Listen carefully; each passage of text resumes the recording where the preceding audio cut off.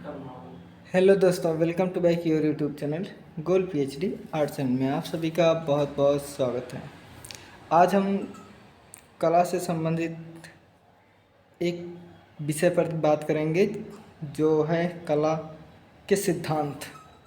इसी में हम रंग को देख लेंगे। तो चलिए हम ज़्यादा समय न लेकर सबसे पहले शुरू करते हैं। देखिए प्रश्न नंबर 1, निम्न में से किसका परिप्रेक्ष्य सिद्धांत में महत्व है। तो परिप्रेक्ष्य सिद्धांत में किसका महत्व है, तो हम पढ़े हुए हैं कि दूरी और निकटता का है, प्रकाश और रंग का है, क्षितिज रेखा एवं विलयन बिंदु, यानी कि डी सही होगा, सब में है। ठीक है, अगला देखिए। अगला है एक मकान का अंकन परिप्रेक्ष्य के सिद्धांत के अनुसार होता है। तो ये होता है रेखीय परिप्रेक्ष्य के अनुसार। ठीक है। प्रश्न नंबर 3 है चित्र में दृष्टिभार संयोजन के किस तत्व से जुड़ा होता है। तो जो दृष्टिभार संयोजन होता है, तो जानते हो इसमें सही होगा संतुलन। क्यों? क्योंकि संतुलन, सामंजस्य, सहयोग, ये सब जो है इसी के भाग हैं। आगे देखिए असंबद्ध क्या है। असंबद्ध क्या है, तो देखिए रेखा, वर्ण, अनुपात, इन सब में जो असंबंध है वो है मूर्ति।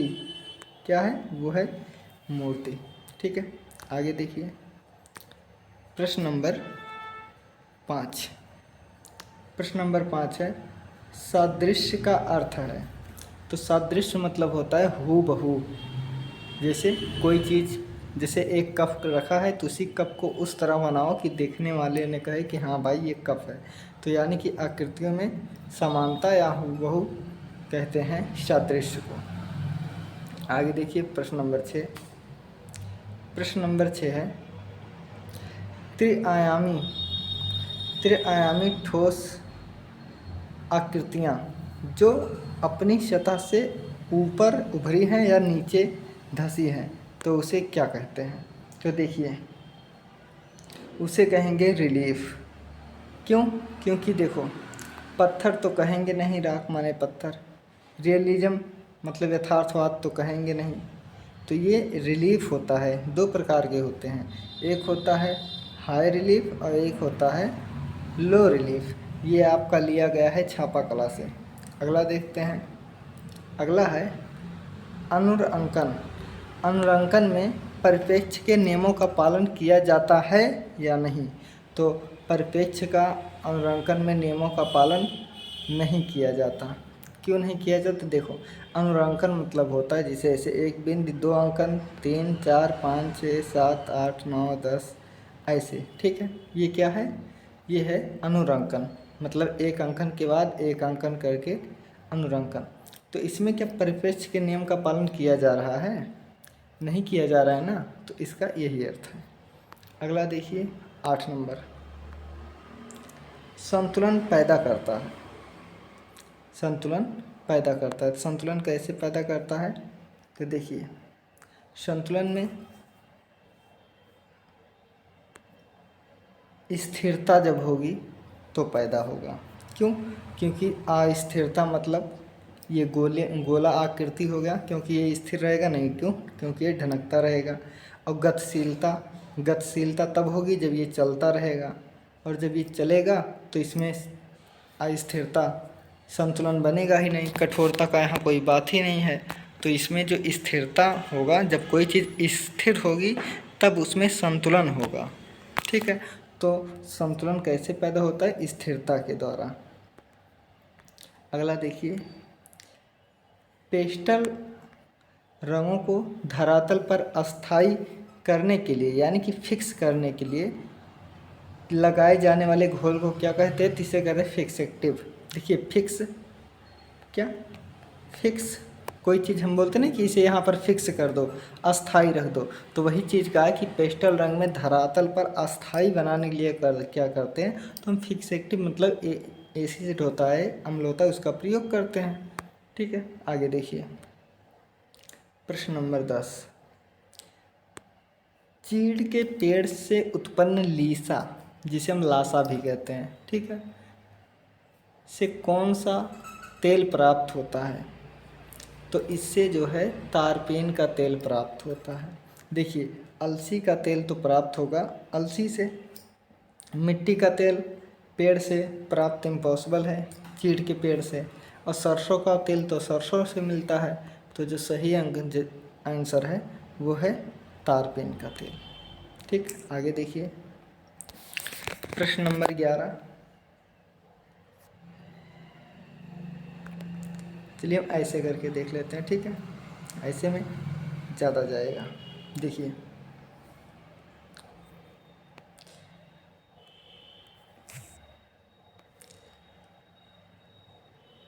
प्रश्न नंबर 11 है, प्रश्न नंबर 11 है कि तैल रंग को मोम के साथ मिश्रित कर लगाने की क्रिया को क्या कहते हैं? तो जब तेल रंग के साथ मोम लगाया जाएगा तो उसे कहेंगे एनाकास्टिक। क्या? एनाकास्टिक विधि कहेंगे। ठीक है, एनाकास्टिक में क्या होता है? तो इसमें जो है तैल रंग, ठीक है, तैल रंग और मोम रंग को एक ही में मिला के जो है एनाकास्टिक रंग बनता है। अगला है हमारा, देखिए,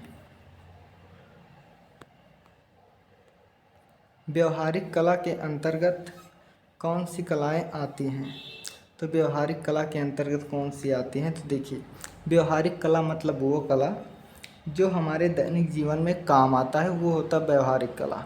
तो देखिए, बुक कवर बनाना हमारे जीवन के काम आते हैं, विज्ञापन मतलब प्रचार प्रसार हमारे काम आते ही हैं, पोस्टर तो आजकल पूछना ही नहीं है। तो इसमें जो सही होगा वो होगा उपयुक्त में सभी। ठीक है, अगला देखिए, अगला है एचिंग में प्राथमिक अंकन को कहते हैं। तो देखिए, जो एचिंग होता है, एचिंग के प्राथमिक अंकन को क्या कहते हैं? तो इसको कहेंगे इंटिग्रेलियो। इंटिग्रेलियो क्या है? तो ये छापा कला की एक पद्धति है। ठीक है, क्या है? तो ये छापा कला की एक पद्धति है।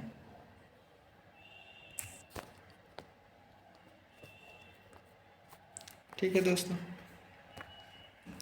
एक मिनट को इसको हम ऑन कर लें। ठीक है,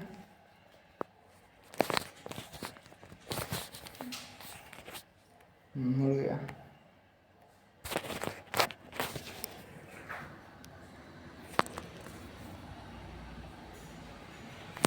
चलिए हम ऐसे ही पढ़ते हैं।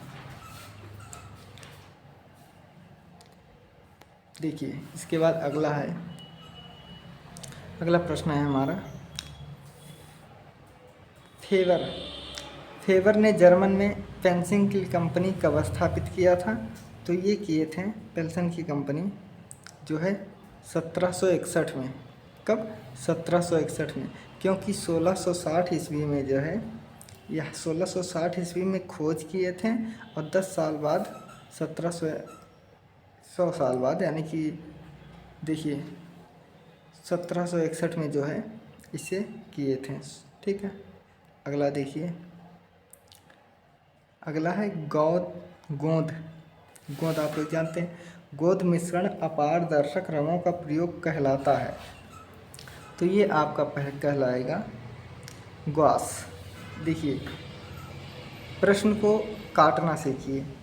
गोंद मिश्रित अपारदर्शी रंग, तो वास जो है ये पारदर्शी है, ये तो होगा नहीं। कोलाज है, तो कोलाज जो है कपड़े के कतरन से बनते हैं, रंग से इसका कोई मतलब नहीं होता। अब बचा ग्वास, और चौथा है उपरोक्त में सभी, तो ये दो होंगे नहीं, तो ये जो ग्वास है यही होगा सही। ऐसे ही नेट में जो है नेट जेआरएफ जवाब देंगे ना, तो ऐसे ही आप प्रश्नों को जो है काटेंगे। इसके बाद देखिए, एक ही कोड में संपूर्ण चित्र को पूरा करना क्या कहलाता है? तो ये कहलाता है आला प्राइमा। अब आप बताओ कि एक ही कोड में किस चीज़ को तैयार करते हैं? तो जैसे पोस्टर हो गया, पोस्टर को एक ही रंग उठाएंगे और एक ही बार में तैयार करते हैं, उसमें टोन ज़्यादा नहीं देते हैं। ठीक है, कि जैसे एक बार आज बना लिए, कुछ एक हफ्ते बाद बना लिए, तो ऐसा उसमें नहीं होता। ठीक है, आगे देखिए। अगला है प्रथम ग्रेफाइट पेंसिल कब बनी थी। तो अभी हमने आगे ही बताया कि प्रथम ग्रेफाइट पेंसिल जो है ये 1600, देखिए खोज 1660 में हुई थी और 62 तक ये प्रचलन में आई थी पूरी तरह से। और जब कंपनी की बात होगी तो 1762 में लगेगी, 61-62 में। ठीक है, तो यहाँ पूछ रहा है प्रथम ग्रेफाइट पेंसिल, तो ये है 1662 ईस्वी। अगला प्रश्न हमारा है, देखिए अगला है हमारा 18 नंबर। 18 नंबर में है कि फ्रेस्को की तकनीकी कौन सी है। तो आप जानते हैं एक है फ्रेस्को सिक्को, एक है फ्रेस्को बूनो। तो ऑप्शन के अनुसार जो सही होगा वो होगा ए और बी दोनों सही है। अब हम अगला देखते हैं 19 नंबर। देखिए 19 नंबर में क्या है। 19 नंबर है फ्रेस्को चित्रण की धरातल पर प्लास्टर लगाई जाती है। फ्रेस्को चित्रण की धरातल पर प्लास्टर की परतें लगाई जाती हैं। तो जानते हो ये 3 परत लगाई जाती हैं। कितने? 3। अगला प्रश्न है फ्रेस्को चित्रण क्या है। तो आप जानते हैं कि जो फ्रेस्को है, फ्रेस्को सिको, फ्रेस्को बीनो, ये जो है भित्ति की एक विधि है। जो भित्ति चित्र बनाई जाती है उसकी ये एक क्या है, तो एक विधि है। तो इसमें ऑप्शन नंबर सी सही है। अगला देखिए कांच से फ्रेम करा के रखा जाता है, यानी कि किस रंग के चित्र को कांच में लगवा कर रखा जाता है। तो देखिए इसमें तेल रंग के चित्र को अगर हम कांच में लगवा देंगे तो जब गर्म होगा ना, तो गर्म होगा और कांच भी गर्म होगा, तो उससे जो उसकी गर्माहट है वो तेल रंग के कलर रहेंगे उसे प्रभावित करेंगे, तो वो बहने का, उसमें जो है तेल जो है बहने का गुण आ जाएंगे गर्म के कारण। तो इसलिए तेल रंग को नहीं करते। तो जब हम तेल रंग को काट देंगे, नहीं करते, तो हमारा बचा जल रंग और क्रेयॉन पेस्टल। तो हम कौन सा लगाएंगे? जल और क्रेयॉन पेस्टल हमारा सही होगा। तो ऑप्शन नंबर कौन सा है? ऑप्शन नंबर है डी सही होगा। ठीक है, अगला देखिए। ऐसे ही आप लोग नेट जेआरएफ में ऐसे ही क्वेश्चन को काटेंगे जैसे मैं बता रहा हूँ, इसलिए हम इसमें काटना बता रहे हैं। डायरेक्ट हम जो है आंसर पे नहीं जा रहे हैं, हम काटना बता रहे हैं। देखिए फ्रेस्को सेक्को पर वार्निश की जाती है। तो फ्रेस्को सेक्को क्या है? तो दिमाग लगाइए। तो फ्रेस्को सेक्को क्या है? ये है भित्ति चित्र। ठीक है, ये भित्ति चित्र है। तो जो डामर वार्निश है ये होगा नहीं, कपोल भी नहीं होगा, वैक्स वार्निश होगा। क्योंकि जैसे चित्र पर फेक्सेटिव लगाया जाता है वैसे फ्रेस्को सिक्को पर वैक्स वार्निश लगाया जाता है। तो इसमें बी ऑप्शन सही होगा। इसके बाद है टूथ ब्रश या हार्ड बोर्ड से स्प्रे करना क्या कहते हैं। तो इसे कहते हैं, जानते हो, इसे कहते हैं स्टेपरिंग। आप लोग जब ब्रश करते होंगे, जब ब्रश व्रश करने के बाद जब धुल के रखते होंगे तो अपनी उंगली को उस पर 1-2 बार ऐसे जो होता है प्लास्टिक का, उस पर आप ऐसे 1-2 बार जो है करते होंगे उंगली ना। तो उससे जब उंगली करते हैं तो उस पर 1-2 जो बारीक बारीक महीन महीन जो छिट्टे होते हैं पानी के, वो ऐसे दूर भागते हैं, यानी कि दूर होते हैं, उड़ते हैं। तो ऐसे ही चित्र में जो है हार्ड बोर्ड पर जब स्प्रे मतलब होता है छिड़काव, तो जब उस पर उंगली करोगे वो मुलायम होता है, तो वो दूर पानी उसमें जो हल्का फुल्का है तो उससे दूर फेंकता है। तो कैसे होगा? स्टेप, क्योंकि अपने एक स्टेप करते हो ना ऐसे उंगली से, तो वो स्टेपिंग होगा। अगला है एक्रेलिक रंगों के लिए उपयुक्त माध्यम क्या है। तो देखिए एक्रेलिक रंग जो है ग्लास, मतलब कांच के जो कांच होता है ग्लास, इस पर भी चित्र बनाया जाता है। तंजौर शैली में सबसे ज़्यादा बना है, आप जानते हैं। फिर आता है जेल पर भी, धरातल पर भी होता है और मैट पर भी। तो यहाँ हम उपयुक्त में से सभी सही लगाएंगे। ठीक है, अगला देखिए अगला हमारा है कि एक्रेलिक चित्रण प्रारंभ हुआ। एक्रेलिक कलर कब शुरू हुआ था? तो एक्रेलिक कलर शुरू हुआ था, देखिए काटना सीखो, ग्रुप 1890। ये कब बना था? 1963 में, यानी कि अभी तो होगा नहीं। प्रोग्रेसिव आर्टिस्ट ग्रुप, यानी कि ये 1947, इधर भी नहीं होगा क्योंकि इधर एक्रेलिक चल चुका था। ग्रुप 43, तो ये 1943 में बना था, तब भी नहीं होगा। तो अब आपका बचा एक लैटिन ग्रुप, तो यहाँ जो सही जवाब होगा वो होगा लैटिन ग्रुप द्वारा। अगला है ग्राफिक की विधा नहीं है। ध्यान दीजिए, ग्राफिक की विधा नहीं है। बच्चे ही गलत कर देते हैं और नहीं नहीं देखते हैं और नहीं के चक्कर में अच्छा खासा क्वेश्चन बेकार कर देते हैं। तो देखो ग्राफिक कौन कौन सी है। तो ग्राफिक को अब 4 भाग में बट गया है। पहला था वुडकट, वुडकट लिनोकट, ठीक है। उसके बाद इनग्रेविंग, तो देखो वुडकट भी दिया है, इनग्रेविंग भी दिया है, एचिंग भी दिया है। तो लेकिन पूछ रहा है कि ग्राफिक का भाग नहीं है, तो ये जो ब्लाट्स है ये ग्राफिक का भाग नहीं है। तो इसमें जो सही जवाब होगा वो होगा डी नंबर, ठीक। अगला क्वेश्चन देखिए, सेग्यून ड्राइंग या रेड चाक कब प्रचलित हुआ?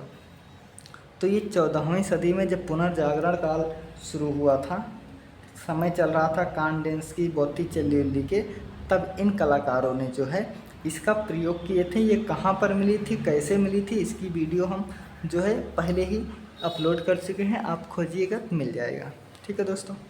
चलिए हम अगला आगे देखते हैं।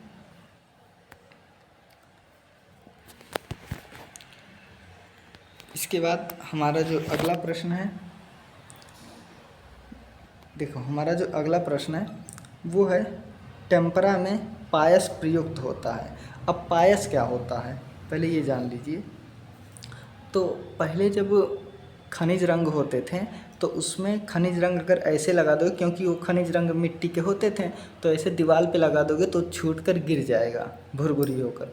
तो उसमें क्या है, गोंद, गिल्सलीन, अंडा की जर्दी, बबुल, ये सब डालकर उसमें जो है चिपचिपापन लेकर आते थे रंगों में, ताकि दीवार पर लगाएं तो उस पर दीवार पर फिक्स हो जाए। तो इसी को कहते हैं पायस। तो टेम्परा रंग में पायस जो है में क्या क्या उपयुक्त होता है या क्या क्या पाया जाता है। तो देखिए पायस में आपके पाया जाता है अंडा मिला होता है, अंडा की जर्दी जो पीला वाला भाग होता है वो, उसके बाद गोंद मिला होता है, गिल्सरीन, यानी जो सही जवाब होगा उपयुक्त में से सभी आवश्यकता अनुसार मिले होते हैं।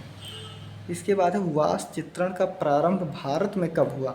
तो वास विधा का चित्रण रविंद्रनाथ टैगोर के भतीजे अवनींद्रनाथ टैगोर ने शुरू किया था।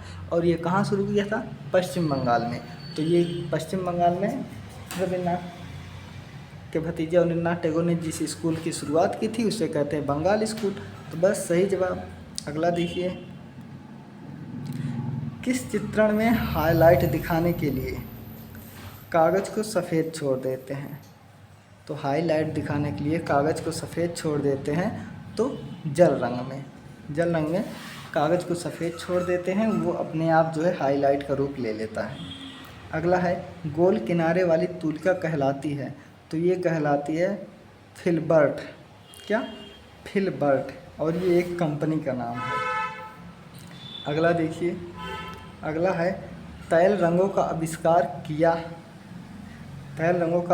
किया था, किसने किया था? तो आइक बंधु ने किया था।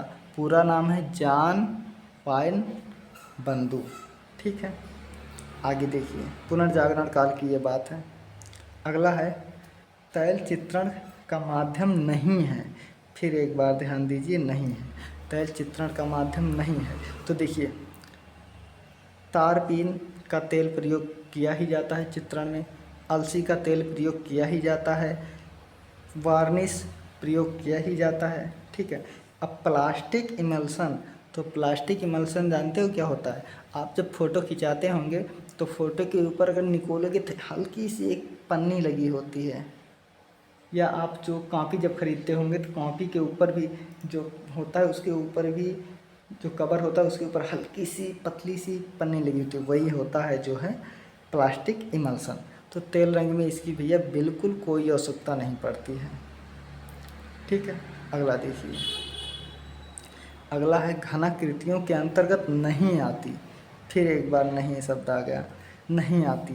तो देखो, ईंट घनाकार होता है, डब्बा घनाकार होता है, पुस्तक घनाकार होता है, लेकिन ये जो सेब है ना, ये घनाकार नहीं होता, ये हल्का गोल गोलाई लिए हुए होता है। तो इसमें सही जवाब होगा सेब। अगला देखिए, अगला है पाल सैंड बाय किस चित्रण के पिता कहे जाते हैं? तो पाल सैंड बाय जो है जल रंग के पिता कहे जाते हैं।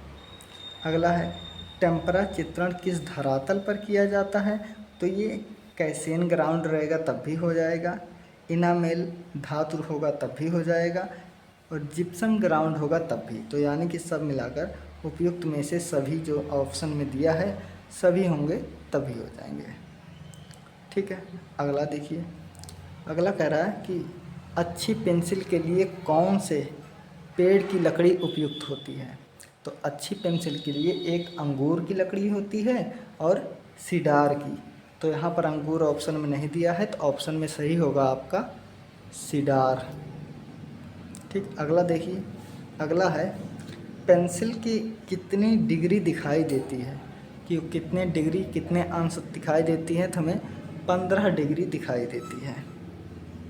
अगला है सिग्रेफिटो में किस टूल से प्रथम अंकन यानी कि खुरच कर किया जाता है, उसे क्या कहते हैं? तो उसे कहते हैं स्टाइलस। क्या? स्टाइलस उसे कहते हैं। ठीक है। अगला देखिए, अगला है मार्टर में उपस्थित तत्व। तो इसमें सैंड, जल, बाइंडर सब होता है। तो इसमें हम लगाएंगे उपयुक्त में से सभी, डी ऑप्शन सही है। इसके बाद है मोम लगाकर कपड़े रंगने की विधि को क्या कहते हैं? तो इसे कहते हैं बाटिक। और इसकी शुरुआत कहाँ हुई थी? तो इसकी शुरुआत हुई थी रविन्द्रनाथ टैगोर के जो ललित कला भवन है वहीं पर शुरुआत हुई थी सबसे पहले। इनकी बहन थी एक सुनैनी देवी, नहीं इनकी बहन नहीं थी, इनकी भतीजी थी, अनिलनाथ टैगोर की बहन थी। उसने जो है बाटिक कला में बहुत नाम कमाई थी। इसके बाद जावा निवासी इसमें मोम लगाते हैं, तो वो टंजांटिंग के द्वारा लगाते हैं।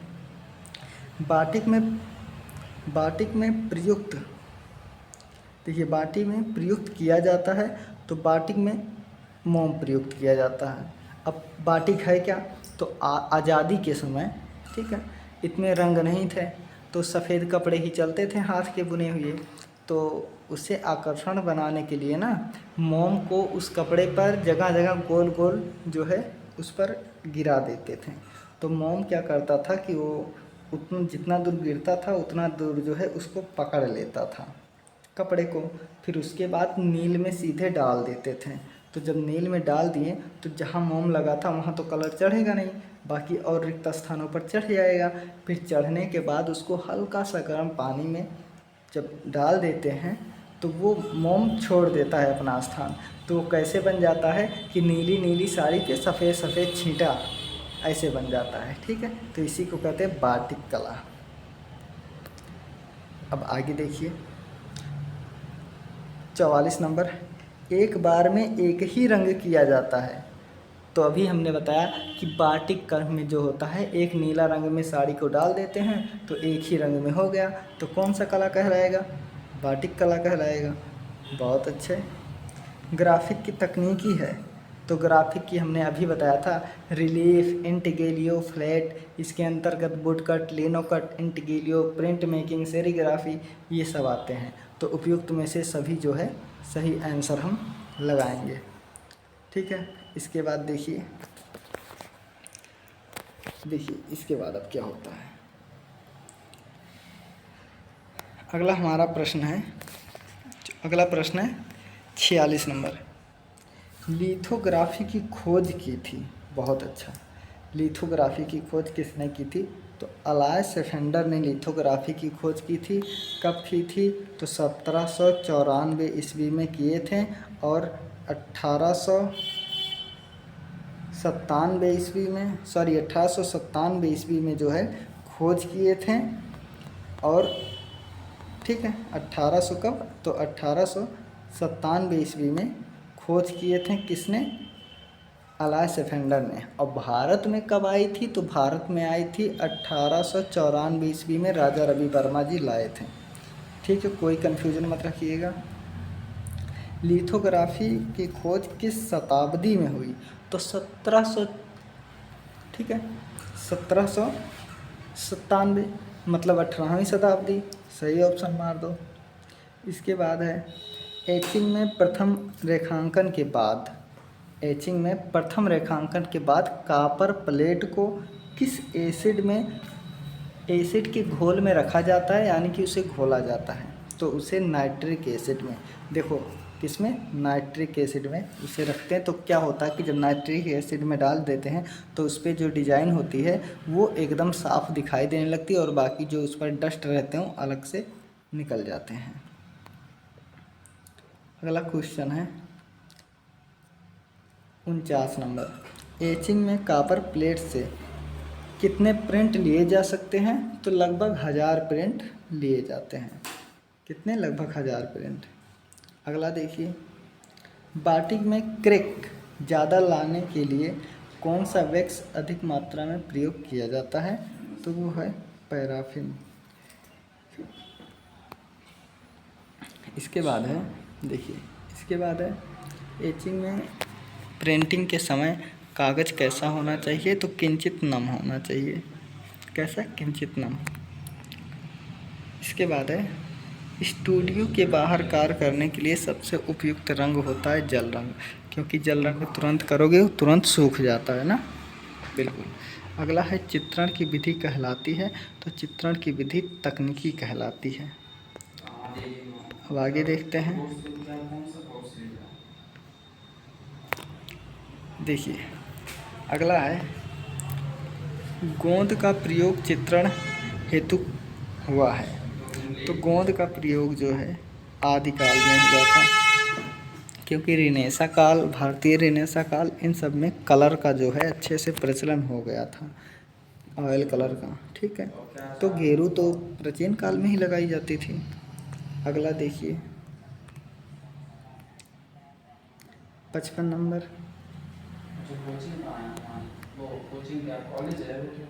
तो फ्रेस्को में चित्रण किया जाता है, तो फ्रेस्को में जो चित्रण किया जाता है फ्रेस्को में, तो उसमें गीली, सूखी, किंचित नम, उपयुक्त में सभी।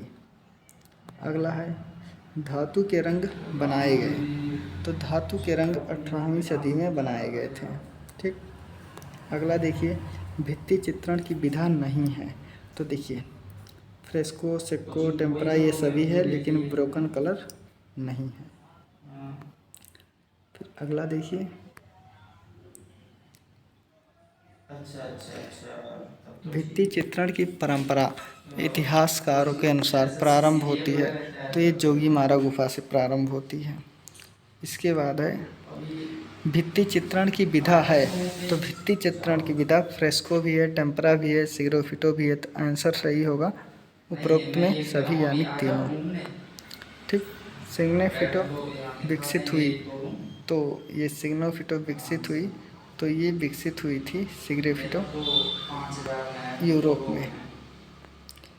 अगला है एक परत में कार्य किया जाता है, तो पोस्टर रंग में भी हमने आगे बताया था। ठीक। आगे देखिए अगला है भिन्न परतों में काम किया जाता है, तो तेल में भी काम होता है, एक्रेलिक में भी काम होता है, टेम्परा में भी काम होता है। ठीक। हम आगे देखते हैं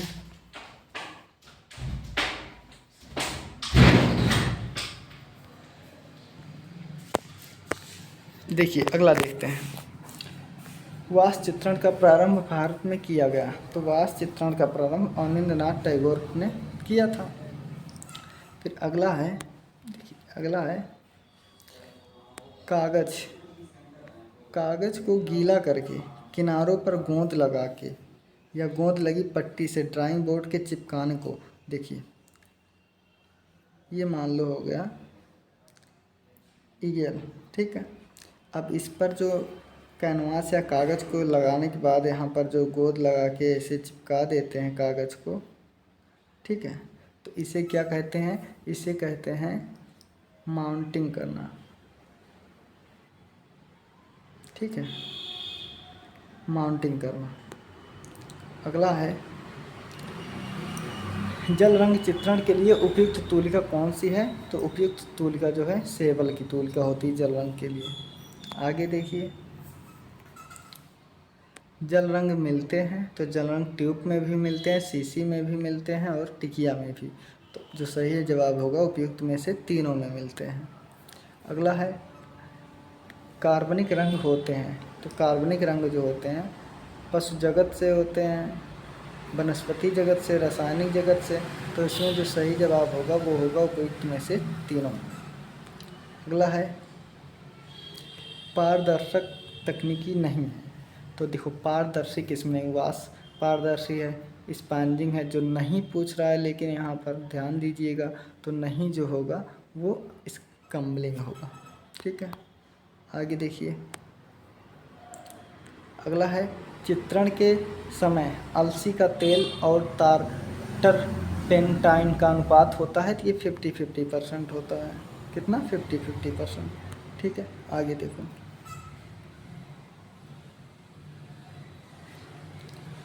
देखिए आगे देखेंगे तो तैल रंग चित्रण हेतु उपयुक्त नहीं होता। क्या नहीं होता? तो इसमें जब तैल रंग है तो उसमें जल की क्या ज़रूरत है? कि है जल की कोई ज़रूरत ही नहीं, तो इसमें ये सही होगा, डी ऑप्शन। अगला देखिए, अगला है तैल चित्रण की प्रविधि नहीं है। फिर नहीं आ गया, छात्रों के लिए नहीं बहुत घातक होता है। तो इसमें वास जो है तैल रंग में पानी का कहाँ प्रयोग होता है? वही ऊपर वाला फिर यहाँ रिपीट कर रहा है। तो यहाँ जो सही होगा वास होगा। हाईलाइट दिखाने के लिए क्या करते हैं? किस रंग में सफ़ेद छोड़ देते हैं? तो जल रंग में, ठीक है। आगे देखो, देखिए भारी तथा मोटे मोटे रंगों को स्पैचुला नाइफ द्वारा लगाया जाता है। तो कौन सा रंग होता है जिससे लगाया जाता है? उसे इम्पेस्टो कहते हैं। देखिए अगला है बिना तूलिका की सहायता से, तूलिका मतलब ब्रश, तो बिना ब्रश के सहायता से कौन सा रंग लगाया जाता है? तो देखिए तैल रंग तो लगा नहीं पाएंगे, जल रंग लगा नहीं पाएंगे, टेम्परा बचा आपका पेस्टल रंग। तो पेस्टल रंग आराम से लगा देंगे। अगला है यंत्रों से किया जाने वाला रेखांकन कहलाता है। यंत्र से यानी यंत्र मतलब जैसे पटरी वटरी से, ठीक है, किया गया रेखांकन कहलाता है। तो जब यंत्र से करेंगे तो इसे यांत्रिक रेखांकन कहेंगे। अगला है भारतीय प्रमाण के अनुसार मनुष्य शरीर को कितने ताल में बांटा गया है? बहुत अच्छा, कितने ताल में बांटा गया है? तो देखिए मानव शरीर को जो है कितने ताल में बांटा गया है? भारतीय के अनुसार 9 ताल में बांटा गया है। कितने? 9 ताल। देखिए ताल क्या है? ताल मतलब होता है एक सर, शरीर में जो है एक सर जितना बड़ा होता है ना, यही है ताल। और अगर अंगुल में बांटेंगे तो 12 अंगुल मतलब एक ताल, ठीक है। आगे देखिए, अगला है हमारा वसली। वसली क्या है? तो वसली जो है, वसली चित्र बनाने का एक धरातल है। और ये कब प्रयोग हुआ था? तो ये जो है मुग़ल काल में अधिक हुआ था। अब वसली बनता कैसे ये बता दूँ। 3, 4, 5, ठीक है, यानी कि 4-5 पेपर को एक पेपर के ऊपर एक पेपर के ऊपर एक करके चिपका देने से चिपकाकर जो एक मोटा धरातल तैयार होता है उसी को कहते हैं वसली, ठीक है। अगला देखिए, आप लोग चिंता मत करो, एकदम आसानी से आराम से पढ़ते हुए चलो। देखिए अगला है सबसे पहले किस कृत्रिम रंग का आविष्कार हुआ था? तो कृत्रिम मतलब जो बनाया जाए, और जो बनाया जाए वो मतलब 2-3 रंगों के मिक्स करके बनाया जाए। तो सबसे पहले जो कृत्रिम रंग का प्रयोग हुआ था या बनाया गया था वो है बैगनी। और बैगनी किस रंग से बना था? तो ये प्रारंभिक, देखिए दो प्रारंभिक रंग के मिलाने से जो द्वितीयक रंग बनता है वो द्वितीयक रंग बैगनी, हरा और नारंगी, ये 3 बने थे। ठीक है, तो देखिए अगला, देखिए अगला है गुआचे। क्या गुआचे, कहीं क्या गुआचे भी लिखा जाता है। गुआचे किसका भेद है? तो गुआचे जो है टेम्परा रंग का भेद है। टेम्परा रंग दीवारों पर किया जाता है। अगला है टाई एंड डाई को जापान में क्या कहते हैं? तो इसे शिबोरी कहते हैं। क्या? शिबोरी, टाई एंड डाई को। इसके बाद है डिजाइन में पूर्ण रंग पुनर्प्राप्त कृति यानी फुल कलर रिप्रोडक्शन के लिए प्रयुक्त होता है। तो इसमें होता है SMYK। एस से सयान, M से मैजेंडा, Y से येलो और K से ब्लैक। ठीक है, तो इसका सही जवाब होगा सयान, मैजेंडा, येलो, ब्लैक। अगला है मूल कला को निम्नलिखित में से किसके द्वारा रेड यानी लाल, हरा मतलब ग्रीन और ब्लू मतलब नीला रंग अलग अलग किया जाता है? तो देखिए आँख से तो अलग अलग हम कर नहीं पाएंगे अगर मिक्स रहेगा। तो हार्ड डिस्क का यहाँ ज़रूरत ही नहीं है। पेन ड्राइव बिल्कुल नहीं है। मेमोरी कार्ड बिल्कुल नहीं है। डिजिटल स्कैनर जो होता है इसके द्वारा हम अलग कर सकते हैं। ठीक है, क्योंकि वो स्कैन करेगा और स्कैन करके जो है बता देगा कि कौन कौन सा कलर है। अगला है हमारा, देखिए अगला है प्रिंट मेकिंग में एक्वा टिंट प्रभाव किससे प्राप्त होता है? तो एक्वा टिंट प्रभाव प्राप्त होता है रेजिन से। क्या? रेजिन से। एक्वा टिंट ये सब जो है छापा कला की जो इंटेग्रेलियो पद्धति है, इंटेग्रेलियो के अंतर्गत जो है 7 आते हैं। उस 7 में एक्वा टिंट, मेजो टिंट, एचिंग ये सब जो है आते हैं। अगला है ग्राफिक विज्ञापन के लिए सर्वोत्तम विज्ञापन माध्यम कौन सा है? तो राष्ट्रीय विज्ञापन। देखिए राष्ट्रीय विज्ञापन के लिए सबसे सर्वोत्तम और सबसे आसान जो है वो है समाचार पत्र। आज भी समाचार पत्र जो है आप देखेंगे तो 4-5 रुपये में 5 रुपये में मिल जाते हैं। लेकिन वहीं अगर आप एक पेज लेने जाएंगे 2-4 A4 साइज़ का तो एक पेज आपको 2-3 रुपये में मार्केट वाले दे देते हैं। तो उतना 5 रुपये में बताओ उतना बड़ा पेज आपको मिल जाता है अखबार का, वो भी प्रिंट हुआ, तो सस्ता है ना। तो यही है राष्ट्रीय विज्ञापन के सबसे सर्वोत्तम विज्ञापन समाचार पत्र है। अगला है फैरिक है। फैरिक क्या है? तो फैरिक लोहा है। लोहा में आप देखे होंगे, देखिए लोहा छोड़ो, आप खेलते समय मिट्टी में जब उंगली से ऐसे लकीर खींचते हैं, गीली मिट्टी होती है तो उंगली के बगल जो खींचेंगे तो जो गड्ढा होगा, गड्ढा के दोनों बगल जो है थोड़ा थोड़ा मिट्टी चढ़ जाती है, उभर जाती है, तो उसी को कहते हैं, लोहा में जो होता है उसी को कहते हैं। ठीक है, फैरिक। अगला है,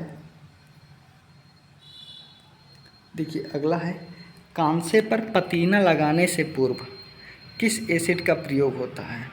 तो सिल्वर एसिड का प्रयोग, सल्फ्यूरिक एसिड का होता है। अब पतीना क्या कहते हैं, कैसे होता है ये जान लीजिए।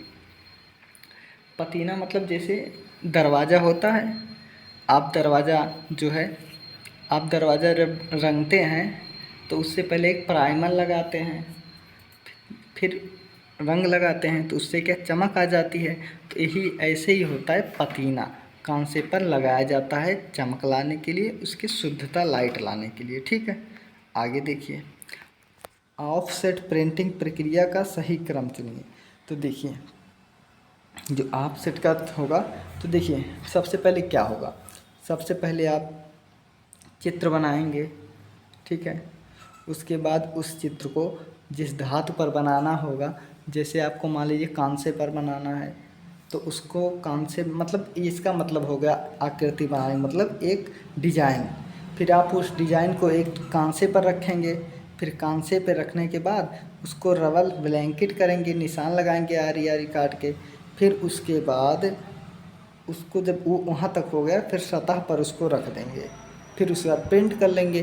तो यही है। तो इसका सही जवाब पहले आकृति बनाएंगे, फिर धातु आकृति स्थानांतरण करेंगे, यानी कि धातु के प्लेट पर रखेंगे, फिर उसे रबड़ से साफ करेंगे, फिर उसका निरूपण करेंगे।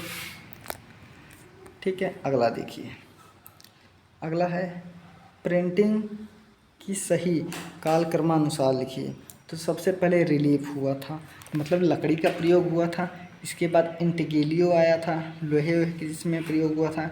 इसके बाद स्क्रीन प्रिंटिंग आया था। स्क्रीन प्रिंटिंग मतलब होता है जो आप लोग देखेंगे कपड़े पर छपाई। फिर इसके बाद फोटोग्राफी अभी आया 1907 ईस्वी में। तो ये क्रम सही है। इसके बाद देखिए है, इसके बाद है ग्लास एचिंग के लिए किस पदार्थ का प्रयोग किया जाता है। ग्लास एचिंग, तो ग्लास एचिंग मतलब कांच पर, तो इसमें किया जाता है हाइड्रोक्लोरिक अम्ल।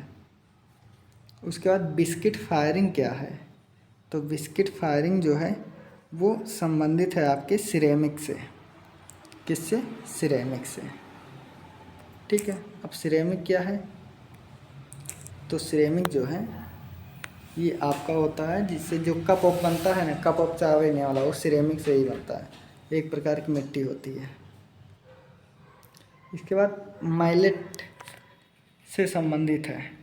तो माइलेट जो है डायरेक्ट मेटल से संबंधित है। कौन सा मिश्र धातु नहीं है। तो देखिए ब्रांज भी मिक्स है, कापर भी मिक्स है।